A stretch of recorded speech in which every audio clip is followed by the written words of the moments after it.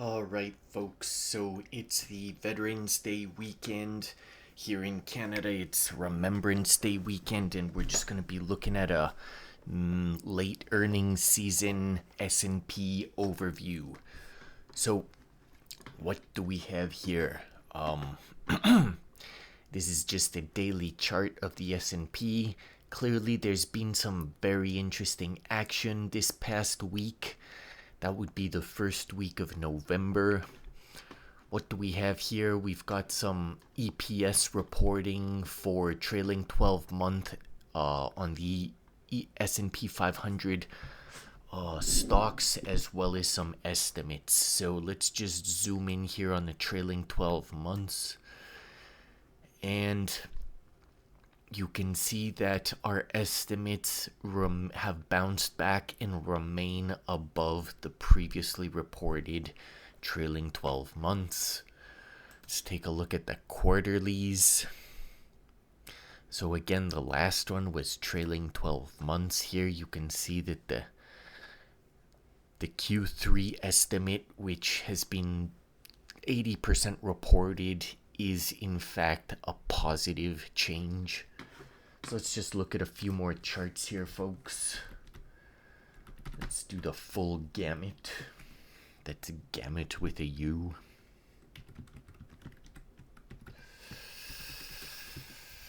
All right. Hang steady, folks. Okay, what do we have here? We have same information, but we're just looking at the most recent data points. So for our trailing 12 months, again, you can see, and we've got roughly an 80% reported rate on S&P 500 companies for Q3 2024 going into the Remembrance Day, Veterans Day week. And again, our trailing 12 months on both the reported and the operating are positive increments. When we shoot down to the quarterly, again, we're still positive increments, but it's getting really thin, folks. There was a quarter, I think, not last one, but the quarter before, not last week, but the week before that. This number was lower than this number, so this is good, but as you can see here, we're getting very extended in the market. You know what I'm saying? We're getting a little extended there. Maybe there's still some room to the upside, but I mean, how much room? Let's look at some more visualizations, folks.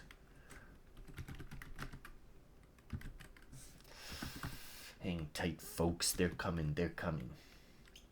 Let's look at some sales figures by sector.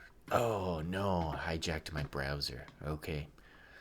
So these are annualized sales, folks. So just bear in mind that the 2024 bar, it's what's been reported so far. So it's not going to be complete, right? It's expected that it's going to be only 3/4 of what it should be, because we still have a whole nother quarter to report.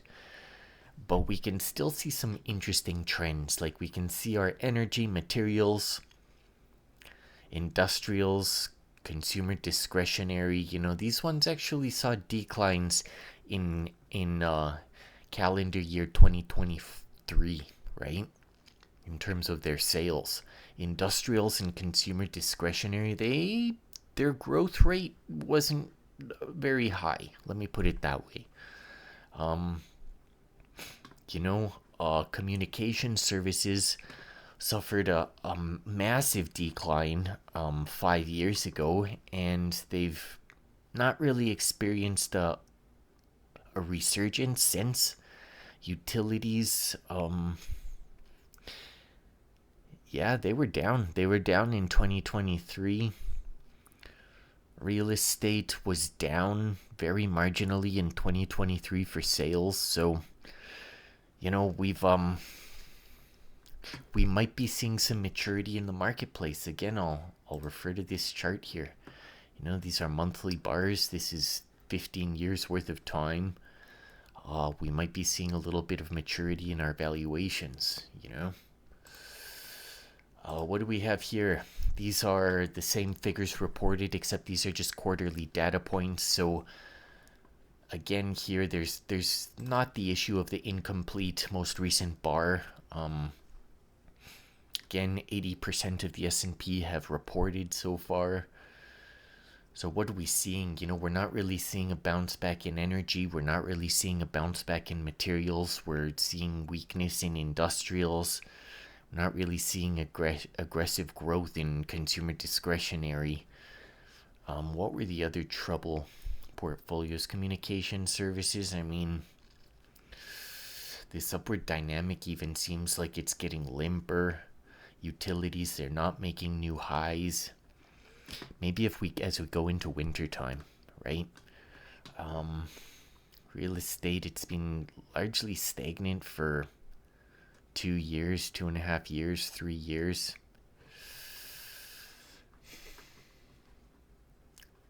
What else do we have here, folks? This is just them in aggregate, all together. We can see healthcare is one of the largest components of the S&P 500, in terms of sales. We can look at IT, communications, utilities, real estate. Energy is pretty big. 10 years ago, it was more than healthcare. Materials, industrials, consumer, discretionary. Wow. There you go, folks. Staples. These are sales, quarterly data points. All right, let's see what's up next. What's up next?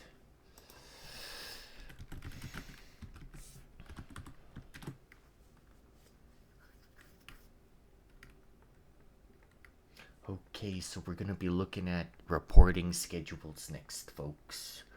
Reporting schedules next.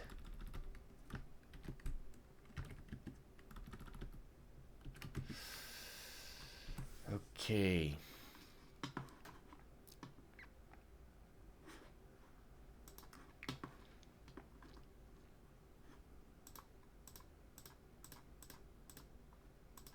All right, so this was week 1. So this was last week, folks. 74 issues. They reported 5.6 of the market cap of the S&P 500. Healthcare, IT, utilities, industrials were the heavyweights for the week. Again, this was last week. A lot of reporting between Monday and Thursday. Here's a little visualization of where the quantity was concentrated: healthcare, industrial, utilities, materials. There's some of the names that might have popped up. I'm sure if you were watching, you probably saw some of them. Johnson, I wonder if that's Johnson & Johnson. We've got Marriott. I don't know what else shows up here. Microchip, I wonder what that was. Got lots of interesting stuff here. Hershey, Albemarle, CVS. Alright, well that was last week. Let's get into the future. Alright, so this is Veterans Day week. November 11th to 15th, they're going to be reporting 1.7% of the market cap of the S&P. So not that much. Largely focused on communication services and IT. Thursday and Tuesday, folks. Thursday and Tuesday next week. Comm services and IT for the S&P 500 reporters. Who do we have? Home Depot, Occidental, Walt Disney, Tyson Chicken. Applied, I'm guessing that's Applied Materials right here. Disney. Let's see what else we got. Week 3 reporters. So this is not next week, but the week out, November 18th to 22nd. 7 issues reporting 8.8% of the S&P 500 market cap, consumer discretionary and market staples. Tuesday and Wednesday, folks, the week of November 18th to 22nd. Consumer discretionary, consumer staples. Let's see who we got. Target, Nvidia, Jacobs, Medtronic, Walmart, Lowe's, TJX. Well, yeah, of course. So we've got Target, Walmart, Lowe's, TJX. Those are all consumer brands, right? Nvidia, also consumer brand, right? I mean, actually, I'm pretty sure that's not how they're...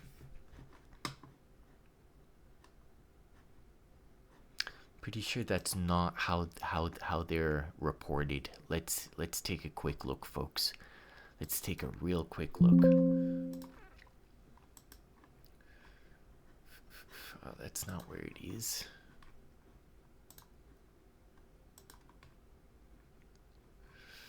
Yeah, let's look in here. No, that's not where it is either. Alright, let's just look. Nvidia.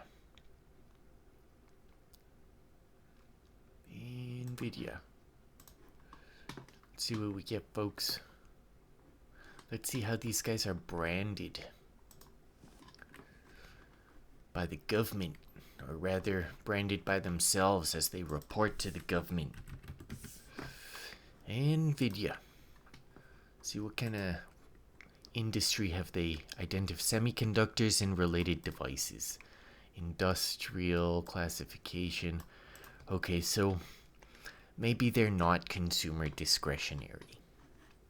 My mistake. Anyways, there you have it, folks. If you liked this video, you know what to do. Thanks for tuning in.